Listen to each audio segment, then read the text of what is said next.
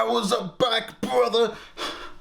On the return to USA for SmackDown, Roman Reigns came back, and a Bad Blood is going to be Roman Reigns and Cody Rhodes teaming up against Solo Sikoa and Jacob Fatu. So the kind of the new Bloodline thing has been a bit iffy compared to the older Bloodline stuff with Roman as the tribal chief, put your ones up.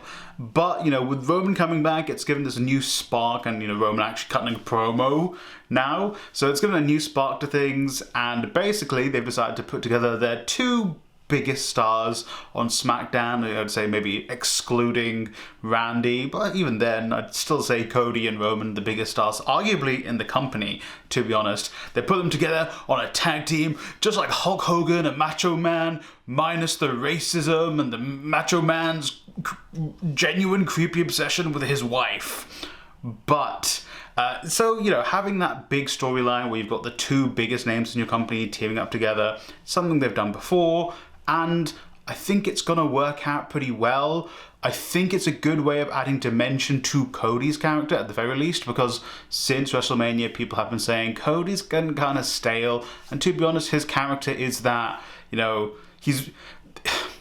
it's that white meat babyface that John Cena was, but with a little bit of a political machination that is more obvious to the audience. And I genuinely think actually reintroducing Roman to the story and having Roman come back as the exact same character, not this, hey guys, I'm a babyface now, but come back and being like arrogant and full of himself, because that's what Roman does best, will help improve Cody's story, and I think is the start of a potential heel Cody some way down the line. I don't think it's going to be by this WrestleMania. I think it might be the following WrestleMania, maybe after that. Triple H likes his long-term storytelling, unlike Vince.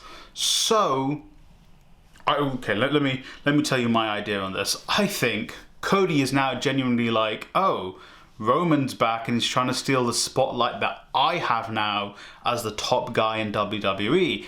And Cody's always had this kind of like political machinations thing he does in WWE. Like he gets people on his side, gets people put on the other brand, you know, recruits them to help him, and then kind of it's a bit of a dick to them afterwards, like he did with Kevin Owens, kind of like treating him kind of like, oh, buddy, haha, I'm going to reward you for helping me, bud.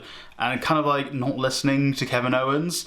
So I think this is going to be Cody kind of trying to wiggle his way into staying on top because he doesn't want Roman coming in and stealing his spotlight. And Cody's going to be kind of like, yeah, I'm going to team up with Roman. He's kind of the Hulk Hogan in this, where it's all the political machinations that Hogan probably did backstage, but they're going to play it out in a story. So he's going to be like, oh yeah, Roman, sure, I'll reluctantly help you, buddy. We're gonna fight the bloodline together, and kind of he's gonna try and make it so he can keep Roman away from the title, keep Roman away from the main spotlight, which is going to be him.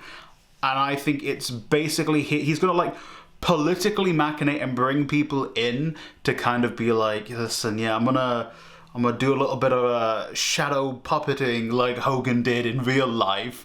And Roman kind of fits more of the Macho Man thing, where he's super over, he's there for the reason of, I'm trying to win, I'm trying to be the best, I'm, you know, the Macho Man Tribal Chief, OC Macho Man, OTC Macho Man. And sort of Roman is going to be so like one track on trying to, you know, get back his bloodline, trying to prove he's the best. And I think, you know, kind of without Paul Heyman there, that kind of also makes sense. And I think eventually Roman's going to be like, wait a second, what are you doing, Cody? But I think that's going to come like further down the line as well, kind of like with Cody's heel turn. I think Cody will eventually go heel because I think Cody likes being heel, or at least, you know, kind of playing it up to be heel. And I think just, I don't know, 2, maybe 3 years down the line, it depends how much longer Roman especially wants to wrestle. That's when I think that their second big match is going to happen. I think the roles will be reversed, where Cody's the heel and Roman's the face, and Roman gets that big win probably at Mania. I think like Cody's going to probably face The Rock at some point. It'll probably be like Cody versus The Rock next year, Roman versus The Rock the following year, then Cody versus Roman the third year. So, you know, this whole storyline's been going on for, what, 5 years? But I can't, it makes sense to always bring it back to that. Like I said with my Hangman and Swerve thing, you want to have that one story you can always bring back. It's the kind of thing that didn't super work for the Mega Powers, and that's kind of Hogan's fault. That's kind of Vince's fault, and also the jumping to WCW and back, and Hogan trying to get the more wins over the Warrior and over Macho Man. Like, Hogan was just like the worst person to ever try and do a long-term story with, because he's like, listen here, brother, I'm trying to be racist and trying to be on top. So it kind of doesn't work when you've got someone like Hogan, but when you've got people who probably understand these kind of things, like Cody, like Roman, you kind of want to be able to tell that super long story, keep coming back to it. You know, you're going to add dimension to their characters, because like, Roman's character is set. Roman is the tribal chief. He wants to be number one, but you want to add those layers of complexity and put him through some hardships, because let's be honest, for like 3 years or so when he held the title, he was on top. There was very little, like, that was hard for him to deal with. Like, Cody, you've got the seed of that political machinations in him, but you really want to start growing the tendrils out of that to kind of really get him being like, ooh, what can I cook up here to try and make sure I remain on top? Make sure the Rhodes family is on top of WWE. I don't want Roman Reigns coming up. I don't want Kevin Owens, who was my friend, to start thinking, oh, what is Cody doing? You know, I'm trying to manipulate these people to go after different titles and not mine. So I think that's kind of where we want to go with that. And I genuinely think, you know, that is what a good storytelling of a story like the Mega Powers would be, like a modern Mega Powers story.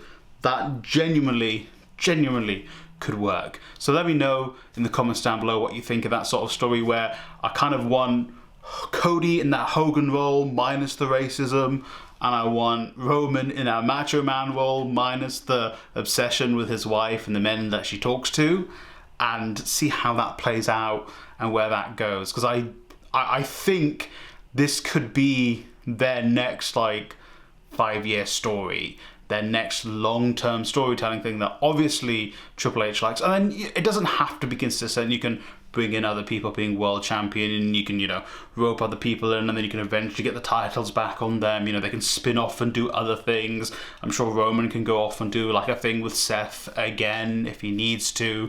He can, you know, extend this bloodline thing for a year in itself, so that he's not completely focused on Cody. Cody can face The Rock goes away, then Cody, I don't know, is trying to prove himself against someone else. Maybe Cody loses the title to The Rock and he picks it up, and then you've got an extra year of the story. But I digress. Let me know in the comments down below what you think of that. Thanks for watching. Like, subscribe, share the video with a friend or family member, and hey, I hope you watch some great wrestling today, brother.